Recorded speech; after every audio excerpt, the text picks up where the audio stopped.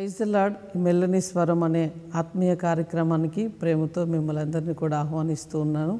దేవుని బిడ్డలారా, మీరందరూ బాగున్నారా? ఉదయకాలం లేచారా? దేవునితో మాట్లాడారా? వాక్యం చదివారా? సంతోషంగా ఉన్నారా?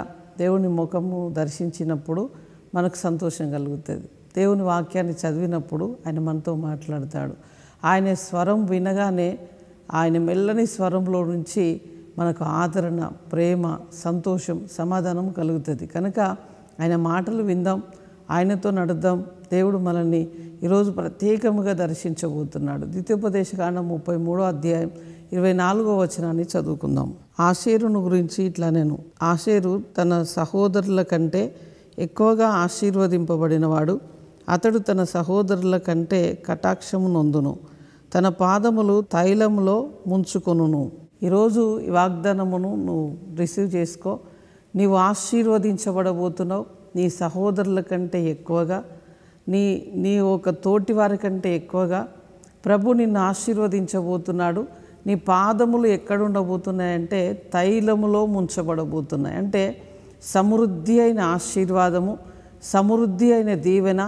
ఈరోజు వరకు అరాకొరగా నీ ఒక ఆశీర్వాదం ఉండొచ్చు, చాలినట్లుగా నీ జీవితంలో ఉండొచ్చు. కానీ ఇప్పటి వరకు ఎలా ఉన్నదో, కానీ ఇప్పటి నుంచి, ఈరోజు నుంచి నీ పాదములు తైలములో ముంచినంతగా ప్రభు ఆశీర్వదించబోతున్నాడు. నిన్ను, నీ కుటుంబాన్ని, నీ చేతి పనులు, ఉద్యోగాలు, వ్యాపారాలు అంత సమృద్ధిగా, నీకు లోటు అనేది లేకుండా నిన్ను ప్రభు ఆశీర్వదించబోతున్నాడు. ప్రార్థన చేసుకుందాం.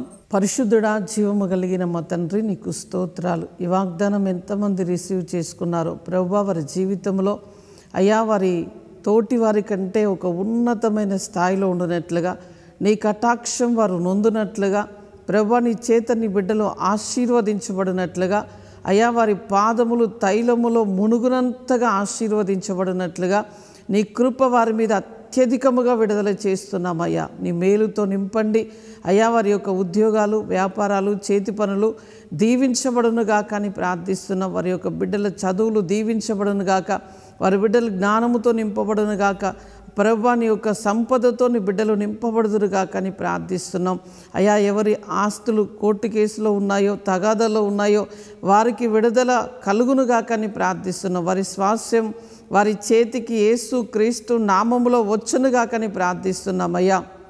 ఎవరు అనారోగ్యముతో ఉన్నారో అయ్యా, బిడ్డలకు ఆరోగ్యమును దయచేయండి. నేను పొందిన దెబ్బల చేత మీకు స్వస్థత అంటున్నావు. నీ గాయములలో నుంచే మాకు స్వస్థత అయ్యా, మేము నమ్ముచున్నాం అయ్యా. నీ బిడ్డల్ని స్వస్థపరచండి. ఎవరైతే హాస్పిటల్లో ఉన్నారో, వెంటిలేషన్లో ఉన్నారో, మూలుగుతూ ఉన్నారో ప్రభువా, వారందరికీ యేసు నామములో స్వస్థత కలుగునుగాకని ప్రార్థిస్తున్నామయ్యా. ఎవరైతే పెళ్లి రోజు, పుట్టినరోజు జరుపుకుంటున్నారో నీ బిడ్డలకు శుభములు, దీవెనలు పలుకుతున్నాం అయ్యా. వారు దీవించబడాలి, ఆశీర్వదించబడాలి. ఈ సంవత్సరము దయా కిరీటముగా వారికి ఇచ్చావు. ఈ సంవత్సరం ఆరోగ్యం, క్షేమం, వారు చేస్తున్న వృత్తిలో మంచి అయా ఉన్నతమైన స్థాయి వారికి కలుగునట్లుగా సహాయము చేయండి. మేలుతో, కృపతో నింపమని, అద్భుతాలు చేయమని ప్రభువా నీ బిడ్డల్ని నీ చేతుల్లోనికి ఇస్తున్నాం. గొప్ప కార్యములు జరిగించబోతున్నావని స్తుతిస్తూ ప్రభువా నీకు మహిమ చెల్లిస్తూ యేసు క్రీస్తు నామములో అడుగుచున్నాము తండ్రి. Amen, amen. God bless you. దేవుడు మిమ్మల్ని దీవించునుగాక.